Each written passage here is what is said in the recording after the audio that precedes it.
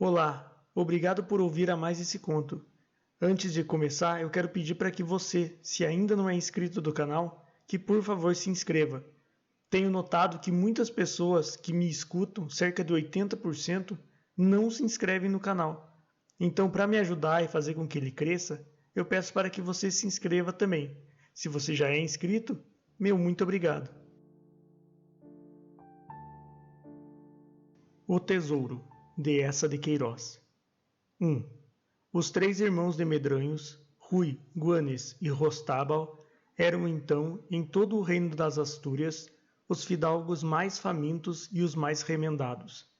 Nos passos de Medranhos, a que o vento da serra levara vidraça e telha, passavam eles as tardes desse inverno, engelhados nos seus pelotes de camelão, batendo as solas rotas sobre as lajes da cozinha, diante da vasta lareira negra, onde desde muito não estalava lume, nem fervia a panela de ferro.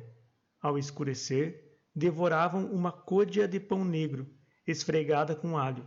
Depois, sem candeia, através do pátio, fedendo a neve, iam dormir à estrebaria, para aproveitar o calor das 3 éguas lazarentas que, esfaimadas como eles, roíam as traves da manjedoura, e a miséria tornara-se senhores mais bravios que lobos. Ora, na primavera, por uma silenciosa manhã de domingo, andando todos 3 na mata de roquilanes, a espiar pegadas de caça e a apanhar tortulhos entre os robles, enquanto as 3 éguas pastavam a relva nova de abril, os irmãos de Medranhos encontraram, por trás de uma moita de espinheiros, numa cova de rocha, um velho cofre de ferro. Como se o resguardasse uma torre segura, conservava as suas 3 chaves nas suas 3 fechaduras. Sobre a tampa, mal decifrável através da ferrugem, corria um dístico em letras árabes, e dentro, até as bordas, estava cheio de dobrões de ouro. No terror e esplendor da emoção, os 3 senhores ficaram mais lívidos do que círios. Depois, mergulhando furiosamente as mãos no ouro, estalaram a rir, num riso de tão larga rajada que as folhas tenras dos olmos em roda tremiam. E de novo recuaram, bruscamente se encararam, com os olhos a flamejar, numa desconfiança tão desabrida que Guanes e Rostábal apalpavam nos cintos os cabos das grandes facas. Então Rui, que era gordo e ruivo e o mais avisado, ergueu os braços como um árbitro e começou por decidir que o tesouro, ou viesse de Deus ou do demônio, pertencia aos 3, e entre eles se repartiria rigidamente, pesando-se o ouro em balanças. Mas como poderiam carregar para Medranhos, para os cimos da serra, aquele cofre tão cheio? Nem convinha que saíssem da mata com o seu bem, antes de cerrar a escuridão.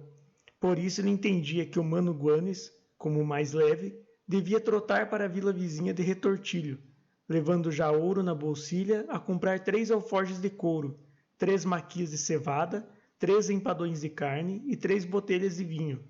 Vinho e carne eram para eles, que não comiam desde a véspera.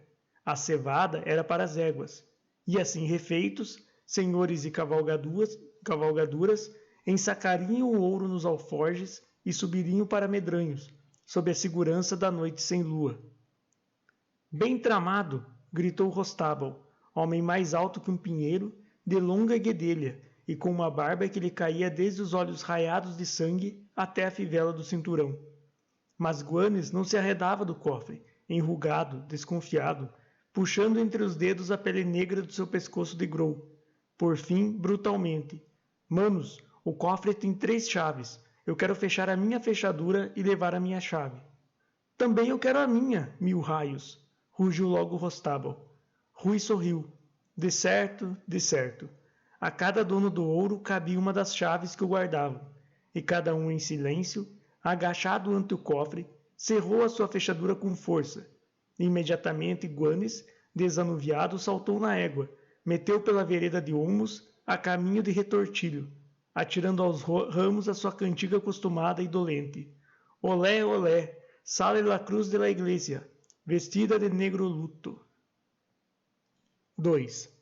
Na clareira, em frente à moita que encobria o tesouro, e que os 3 tinham devastado a cutiladas, um fio de água, brotando entre rochas, caía sobre uma vasta laje escavada, onde fazia como um tanque, claro e quieto, antes de se escoar para as relvas altas, e ao lado, na sombra de uma faia, jazia um velho pilar de granito, tombado e musgoso. Ali vieram sentar-se Rui e Rostábal, com os seus tremendos espadões entre os joelhos. As duas éguas retouçavam a boa erva pintalgada de papoulas e botões de ouro. Pela ramaria andava um melro a assobiar. Um cheiro errante de violetas adoçava o ar luminoso, e Rostábal, olhando o sol, bocejava com fome. Então Rui, que tirara o sombreiro e lhe confiava as velhas plumas roxas, começou a considerar, na sua fala avisada e mansa, que Guanes, nessa manhã, não quisera descer com eles à mata de Roquilanes, e assim era a sorte ruim, pois que se Guanes tivesse quedado em Medranhos, só eles dois teriam descoberto o cofre, e só entre eles dois se dividiria o ouro. Grande pena, tanto mais que a parte de Guanes seria em breve dissipada, com rufiões aos dados pelas tavernas. Ah, Rostábal, Rostábal! Se Guanes, passando aqui sozinho, tivesse achado este ouro, não dividia conosco, Rostábal. O outro rosnou surdamente e com furor, dando um puxão às barbas negras. Não, 1000 raios! Guanes é sôfrego. Quando o ano passado, se te lembras, ganhou os 100 ducados ao espadeiro de Fresno. Nem me quis emprestar 3 para eu comprar um gibão novo. Vês tu? Gritou Rui resplandecendo. Ambos se tinham erguido do pilar de granito, como levados pela mesma ideia que os deslumbrava, e através das suas largas passadas, as ervas altas silvavam. E para quê? Prosseguia Rui. Para que lhe serve todo o ouro que nos leva?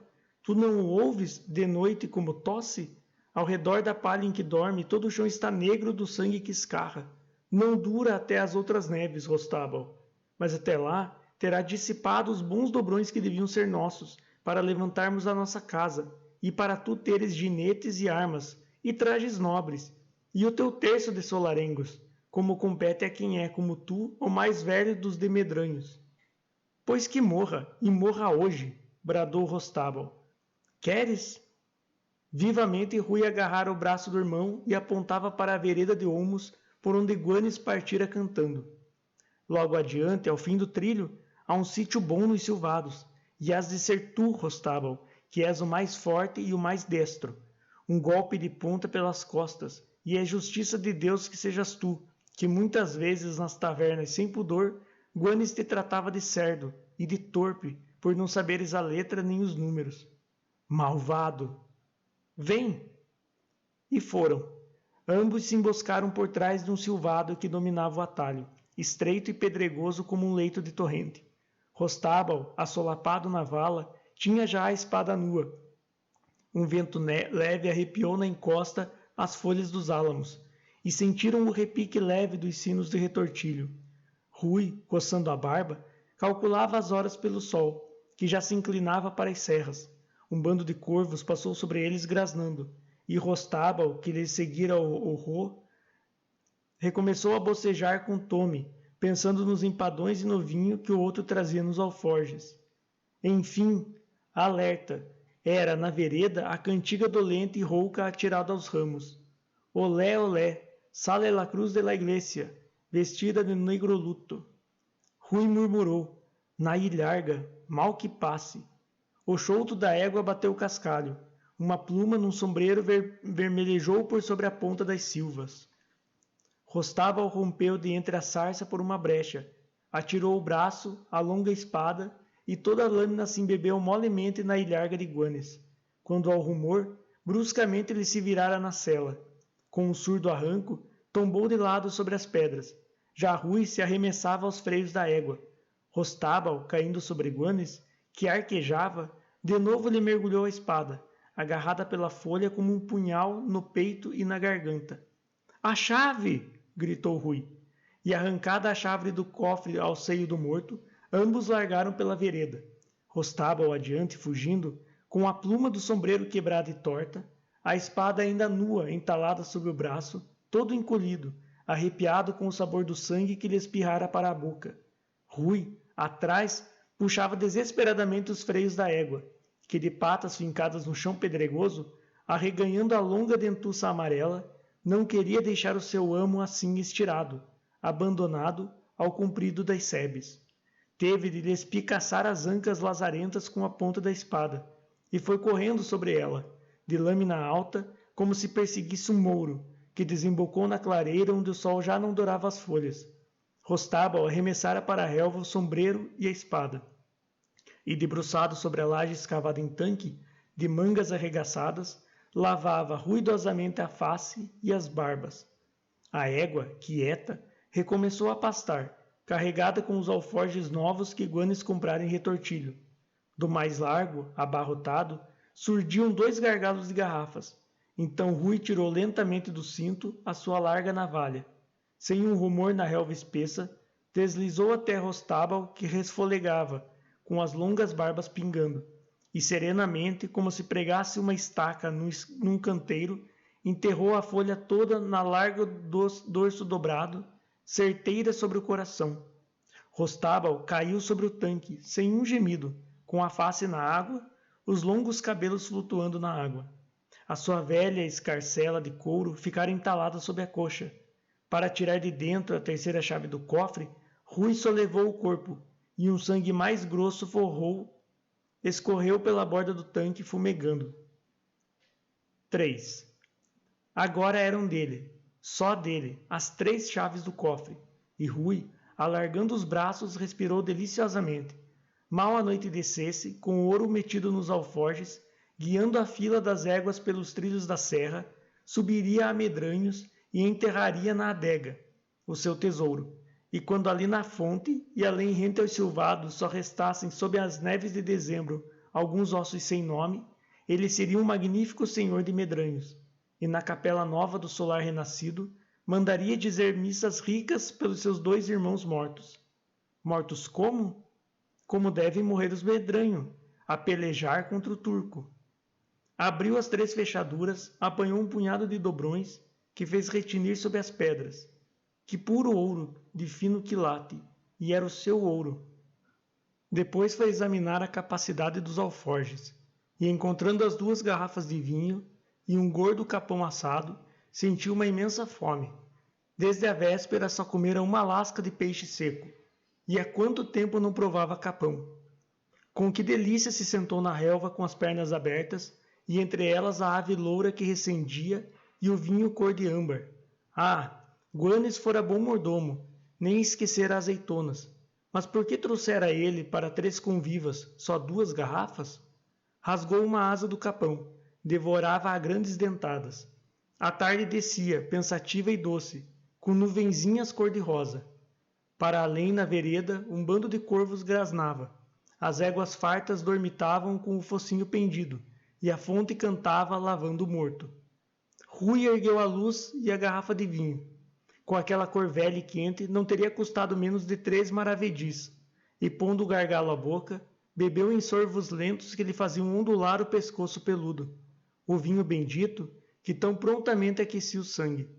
Atirou a garrafa vazia, destapou outra, mas como era avisado, não bebeu, porque a jornada para a serra, com o tesouro, requeria firmeza e acerto. Estendido sobre o cotovelo, descansando, pensava em Medranhos, coberto de telha nova, nas altas chamas da lareira por noites de neve, e o seu leito com brocados, onde teria sempre mulheres. De repente, tomado de urna ansiedade, teve pressa de carregar os alforjes. Já entre os troncos a sombra se adensava. Puxou uma das éguas para junto do cofre, ergueu a tampa, tomou um punhado de ouro. Mas oscilou, largando os dobrões que retilintaram no chão, e levou as 2 mãos aflitas ao peito. Que é, doutor Rui? Raios de Deus! Era um lume vivo que se lhe acendera dentro, lhe subia até as goelas, já rasgara o gibão, atirava os passos incertos e a arquejar com a língua pendente, limpava as grossas bagas de um suor horrendo que o regelava como neve. Ó Virgem Mãe! Outra vez o lume, mais forte, que alastrava o roía. Gritou, socorro! Alguém! Guanes! Rostábal! Os seus braços torcidos batiam o ar desesperadamente, e a chama dentro galgava. Sentiu os ossos a estalarem como as traves de uma casa em fogo. Cambaleou até a fonte para apagar aquela labareda. Tropeçou sobre Rostábal, e foi com o joelho fincado no morto, arranhando a rocha, que ele, entre uivos, procurava o fio de água que recebia sobre os olhos pelos cabelos, mas a água mais o queimava, como se fosse um metal derretido. Recuou, caiu para cima da relva, que arrancava aos punhados e que mordia, mordendo os dedos, para lhe sugar a frescura. Ainda se ergueu com uma baba densa a escorrer-lhe nas barbas, e de repente, esbugalhando pavorosamente os olhos, berrou, como se compreendesse enfim a traição, todo o horror. É veneno! Ó Dom Rui, o avisado! Era veneno, porque Guanes apenas chegara a Retortilho, mesmo antes de comprar os alforjes, correra cantando a uma viela, por detrás da catedral, a comprar ao velho droguista judeu o veneno que, misturado ao vinho, o tornaria a ele somente, dono de todo o tesouro. Anoiteceu. 2 corvos, de entre o bando que grasnava além nos silvados, já tinham pousado sobre o corpo de Guanes. A fonte, cantando. Lavava o outro morto. Meio enterrado na erva negra, toda a face de Rui se tornara negra. Uma estrelinha tremeluzia no céu. O tesouro ainda está lá, na mata de Roquelanes.